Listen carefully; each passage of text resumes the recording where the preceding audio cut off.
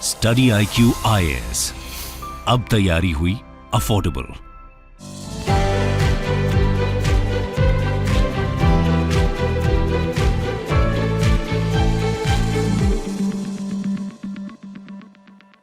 नमस्कार दोस्तों, क्या आपने कभी रूह अफ़ज़ा ट्राई किया है? मुझे तो बहुत पसंद था बचपन से, और स्पेशली जो लोग नॉर्थ इंडिया में हैं, नॉर्थ इंडिया में तो काफ़ी गर्मी पड़ती है, तो गर्मी के दौरान, समर के दौरान जो रूह अफ़ज़ा है वो एक सेवियर के तौर पर होता था। मतलब कि इसको पीकर ऐसा लगता था कि हाँ, जान में जान आ गई है। खैर जो भी है, लेकिन क्या आपने कभी इसका इतिहास जानने की कोशिश की है?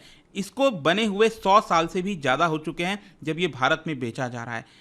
तो इसके बारे में तो मैं आपको वीडियो में डिस्कस करूंगा, इसके इतिहास के बारे में। लेकिन जो एक इंपॉर्टेंट चीज़ यहाँ पर सामने आई है कि दिल्ली हाई कोर्ट के अंदर एक केस फाइल किया गया था, और इसके अंदर ये बोला गया कि अमेज़ॉन पर जो रूह अफ़ज़ा है वो जो बेचा जा रहा है वो पाकिस्तान से है। मतलब कुछ ऐसे प्रोडक्ट्स हैं रूह अफ़ज़ा के जो पाकिस्तान से हैं, उसको बेचा जा रहा है और मैनिपुलेट करने की कोशिश की जा रही है कि ये भारत का ही है। और इसी को देखते हुए दिल्ली हाई कोर्ट ने बैन लगा दिया। ये आप देख सकते हो, Indo Pak Rooh Afza battle, high court directs Amazon to take down listing of products not by Hamdard. तो इसको डिटेल से समझेंगे, एक एक चीज मैं आपको बताऊंगा, काफी इंटरेस्टिंग है। चलिए आगे बढ़ते हैं, लेकिन उसके पहले ध्यान रखिएगा दोस्तों, अगर आप यूपीएससी की तैयारी कर रहे हैं तो आप हमारे साथ जुड़ सकते हैं, क्योंकि आज से ही जो यूपीएससी का बैच है स्टार्ट हो रहा है। Don't miss any class.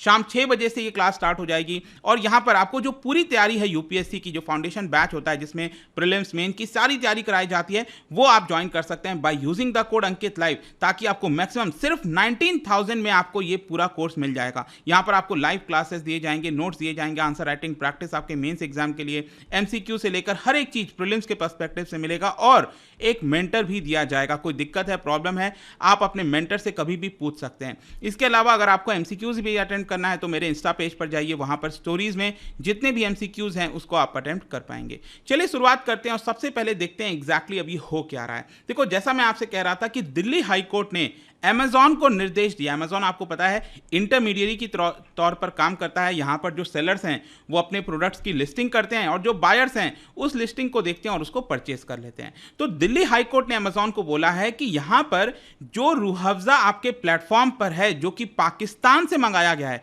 Pakistani Rooh Afza जो बेचा जा रहा है अमेज़ॉन के वेबसाइट पर, उसको आप वहां से हटा दीजिए। यह ऐसा ऑर्डर क्यों पास करना पड़ा? क्योंकि यहां पर एक एनजीओ है, हमदर्द नेशनल फाउंडेशन। वैसे मैं आपको बता दूं कि जो रूह अफ़ज़ा बनाया जाता है वो इन्हीं के अंडर में आता है। ये जो एनजीओ है, मैं आपको इसका भी कहानी बताऊंगा क्यों ये एनजीओ बना, हमदर्द नेशनल फाउंडेशन। इनफैक्ट मैं आपको दिखाता हूं, ये आप देख रहे हो रूह अफ़ज़ा की बॉटल है। यहां पर अगर आप ध्यान से देखोगे तो ये आपको देखने को मिलेगा, इसका लोगो है यहाँ पर, इसमें भी इंडिया लिखा हुआ है। नीचे आप देखिए हमदर्द दवाखाना इंडिया, तो ये भारत का है, इंडिया का है, ठीक है। लेकिन यहाँ पर जो अमेज़ॉन पर प्रोडक्ट बेचा जा रहा था उसमें बताया जा रहा था कि ये पाकिस्तान का है बेसिकली, ठीक है। इंडिया का है तब तो कोई दिक्कत नहीं है। ये किसके द्वारा बनाया जाता है इंडिया वाला? ये मैन्युफैक्चर किया जाता है हमदर्द लैबोरेटरीज इंडिया के द्वारा, और ये किसके अंदर आता है? इस एनजीओ के अंदर आता है, हमदर्द नेशनल फाउंडेशन, जो कि इन सब का देखभाल करती है। तो रूह अफ़ज़ा जो है वो इनके द्वारा बनाया जाता है, लेकिन अमेज़ॉन पर जो रूह अफ़ज़ा बेचा जा रहा था वो पाकिस्तान से आ रहा था। और इनफैक्ट मैं आपको इंटरेस्टिंग चीज बताऊं तो जो पाकिस्तान से रूह अफ़ज़ा आ रहा था उसकी प्रॉपर डिटेल भी नहीं दी गई थी, कहां से आया, क्या हुआ, वेबसाइट वगैरह आप डायरेक्टली नहीं जा पा रहे थे, वो मैं आपको और आगे बताऊंगा। वैसे मैं आपको बता दूं कि जो रूह अफ़ज़ा है ये यूनानी फॉर्मुलेशन से बनाया गया है, ठीक है। इस्लाम के अंदर, अरबिक के अंदर जो यूनानी, जैसे आपने सुना होगा आयुर्वेद हो गया, अलग अलग जो मिनिस्ट्री ऑफ आयुष के अंदर आती हैं सारी चीज़ें, तो उसमें यूनानी भी आता है। तो यहाँ पर जो इंग्रेडिएंट है वो यूनानी फॉर्मेशन से बनाया गया है, और ये कूलिंग प्रॉपर्टीज देता है। स्पेशली नॉर्थ इंडिया में समर के दौरान, मैं आपसे कह रहा था, बहुत ही ज़्यादा पॉपुलर है। और इसको मैन्युफैक्चर किया गया था, इसको बनाया गया था पहली बार 20th सेंचुरी के स्टार्टिंग में। एग्जैक्टली मैं आपको बताऊं तो 1907 में, 1907 में इसको बनाया गया था। इसके ऊपर मैं वापस आऊंगा, लेकिन जो कोर्ट है दिल्ली हाई कोर्ट, उसने क्या कहा है पहले मैं आपको ये बता देता हूं। देखिए, कोर्ट का ये कहना है कि रूह अफ़ज़ा एक ऐसा प्रोडक्ट है जो कि इंडियन पब्लिक के द्वारा 100 साल से भी ज्यादा हो चुका है, इसको अभी भी कंज्यूम किया जा रहा है। इसका क्वालिटी स्टैंडर्ड वो भारत के हिसाब से तय होना चाहिए। जो food safety and standard act है उसके हिसाब से, लीगल मेट्रोलॉजी एक्ट है उसके हिसाब से यहां पर यह तय होना चाहिए। और सरप्राइजिंग बात यह है कि अमेज़ॉन पर यह जो प्रोडक्ट बेचा जा रहा था उसमें मैन्युफैक्चरर का कंप्लीट डिटेल नहीं बताया गया। इनफैक्ट यहां पर मैं आपको दिखाता हूं, ये अगर आप रूह अफ़ज़ा देखोगे, यहां पर अगर आप ध्यान से लोगों के अंदर देखो, यहां पर लिखा है वक़्फ़ पाकिस्तान, हमदर्द लैबोरेटरीज वक़्फ़ पाकिस्तान। तो ये पाकिस्तान से, इसके अलावा और कोई डिटेल इस बॉटल पर नहीं दिख रही थी। इसकी वजह से यहाँ पर जो दिल्ली हाई कोर्ट है उन्होंने बोला कि ये गलत है।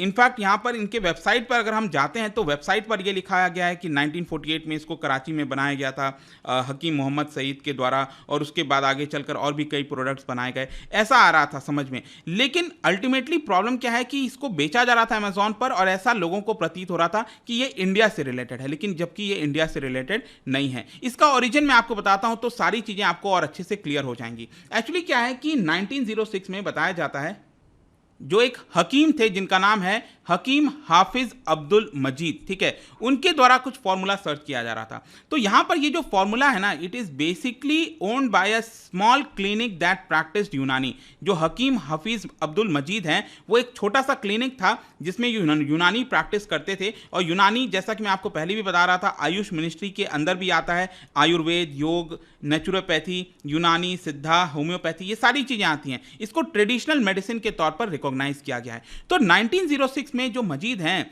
इन्होंने यहां पर कुछ सर्च करना स्टार्ट किया कि समर के दौरान इतनी ज़्यादा गर्मी पड़ती है नॉर्थ इंडिया में, यहाँ पर हेल्थ प्रॉब्लम्स होती हैं, स्ट्रोक्स होते हैं, फटीग होता है, तो उनको कैसे सुलझाया जाए।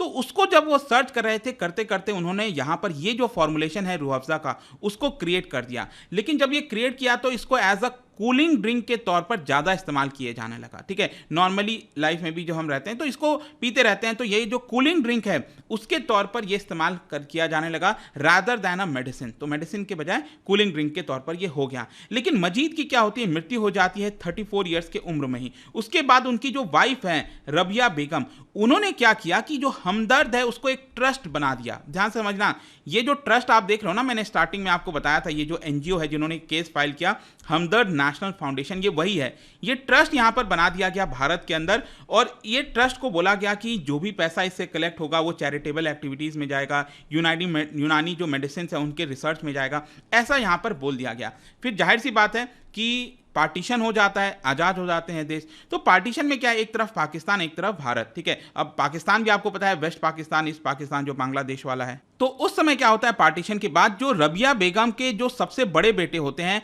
हकीम अब्दुल हामिद, ये भारत में ही रुक जाते हैं, और जो उनके छोटे बेटे हैं हकीम मोहम्मद सैयद, वो वेस्ट पाकिस्तान में ही रुक जाते हैं, जो अभी प्रेजेंट का पाकिस्तान है वहां पर वो चले जाते हैं। और उसी की वजह से जो हमदर्द नेशनल फाउंडेशन जो रबिया बेगम के द्वारा बनाया गया था भारत में, ये फाउंडेशन के पास राइट है भारत के अंदर ड्रिंक बनाने का, और जो हमदर्द लेबोरेटरीज वक्फ है वो पाकिस्तान के अंदर मैन्युफैक्चर करती है। इनफैक्ट मैं आपको बताऊं तो 2019 में क्या हुआ था कि भारत में शॉर्टेज हो गई थी रूह अफ़ज़ा की, अगर आप में से किसी को याद हो, और शॉर्टेज की वजह से यहाँ पर हमदर्द जो लेबोरेटरीज है पाकिस्तान के अंदर, वो भारत को कह रहा था कि हम यहाँ पर रूह अफ़ज़ा सप्लाई कर सकते हैं वाघा बॉर्डर के माध्यम से, अगर इंडियन गवर्नमेंट हमें इजाज़त दे। फिर क्या होता है कि आपको जो पार्टीशन है वो तो पाकिस्तान, मैंने आपको बताया, वो हुआ। फिर 1971 में बांग्लादेश, इसका जन्म होता है बांग्लादेश का। तो यहां पर एक अलग से ट्रस्ट बना दिया गया बांग्लादेश के अंदर, जो पाकिस्तान में था वो तो चल ही रहा था, फिर बांग्लादेश के अंदर बना दिया गया। तो जो तीनों बिजनेस है वो इंडिपेंडेंटली रन किए जाते हैं, और ये एक ही फैमिली मेंबर्स के द्वारा, आप कह सकते हो कि एक्सटेंडेड फैमिली मेंबर्स हैं, फ्रेंड्स हैं, जिनके द्वारा ये सब कुछ होता है। तो आज के डेट में यहां पर जो भारत के अंदर कारोबार है हमदर्द इंडिया का, ये बताया जाता है कि हर साल 200 करोड़ से भी ज्यादा का ये आपको सेल्स देखने को मिलेगा, और ये रूह अफ़ज़ा के नाम पर ही भारत में बेचा जाता है। लेकिन ये जो प्रॉब्लम हुई है ना अमेजॉन पर, यहां पर एक प्रॉब्लम तो है कि राइट्स का वॉयलेशन हो रहा है। जो हमदर्द इंडिया वाला है उसके राइट्स का वॉयलेशन किया जा रहा है कि आप दिखाने की कोशिश कर रहे हो कि ये भारत से रिलेटेड है, जबकि नहीं है। फिर दूसरा यहां पर प्रॉब्लम यह है, जो सबसे बड़ा प्रॉब्लम दिक्कत है वो ये है कि मैन्युफैक्चरर का पूरा डिटेल, कॉन्टैक्ट डिटेल्स नहीं है। कहने का मतलब यह है कि अगर आप अमेजॉन से ये प्रोडक्ट खरीदते हो तो आप डिस्टिंग्विश नहीं कर पाओगे कि ये इंडियन है कि पाकिस्तानी मेड सिरप है, क्योंकि यहां पर कोर्ट ने ये बोला है कि जब आप इसके वेबसाइट पर जाते हो, मतलब अमेजॉन में ही जो वेबसाइट का नाम लिखा होता है ना, आप वेबसाइट पर क्लिक करोगे तो ये इंडिया वाला जो हमदर्द लेबोरेटरी है उसके वेबसाइट पर ले जाता है। लेकिन ले जाना किस पर चाहिए था, उसको तो पाकिस्तान वाले पर ले जाना चाहिए, ताकि लोग उसको डिस्टिंग्विश कर सके। अभी क्या डिस्टिंग्विश नहीं कर पाते हैं, बॉटल आप दे रहे हो पाकिस्तानी वाला, लेकिन आप जब वेबसाइट पर क्लिक करो तो वो ले जाता है इंडिया वाले वेबसाइट पर, जिसकी वजह से लोगों को लगेगा कि वो पाकिस्तान और इंडिया वाला जो है वो एक ही है, एक ही के द्वारा रन किया जा रहा है, जबकि ऐसा नहीं है। और इसीलिए इसकी जो रिस्पॉन्सिबिलिटी है वो अब अमेजॉन के ऊपर आ जाती है। तो दिल्ली हाईकोर्ट ने यहां पर अमेजॉन को बोला है कि आप इसको लेकर सफाई दीजिए, क्योंकि Amazon as a intermediary, as a medium, उसके प्लेटफॉर्म पर ये बेचा जा रहा है, तो उसकी रिस्पॉन्सिबिलिटी बनती है कि जो सेलर का नेम है, कॉन्टैक्ट डिटेल्स है, प्रोडक्ट की लिस्टिंग है, वो सब कुछ यहाँ पर थे। तो अमेजॉन को बोला गया है कि आप अगले 4 हफ्ते के अंदर यहाँ पर एफिडेविट फाइल करिए कि क्या आपने ऐसा किया था कि नहीं किया था। अगर नहीं किया होगा तो मे भी हो सकता है अमेजॉन के ऊपर भी कार्रवाई हो। 31 अक्टूबर को यहाँ पर नेक्स्ट हियरिंग है, तो देखना होगा आगे क्या होता है। बट आई होप कि ये जो पूरा मामला हुआ था वो आपको समझ में आ गया होगा। और जाने से पहले एक इंटरेस्टिंग क्वेश्चन, क्या बता सकते हैं India celebrates Ayurveda day each year. देखो, आयुर्वेद डे हर साल सेलिब्रेट किया जाता है भारत में, लेकिन कोई फिक्स डेट नहीं है, एक पर्टिकुलर डेट नहीं होता है। ये डिपेंड करता है कि यहाँ पर क्या दिवाली है, योगा डे है, होली है, धनतेरस है।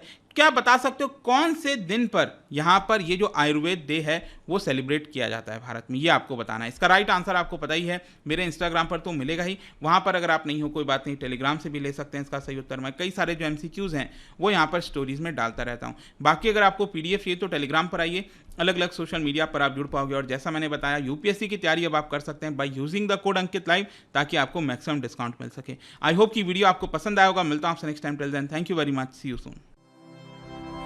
स्टडी IQ IAS, अब तैयारी हुई अफोर्डेबल।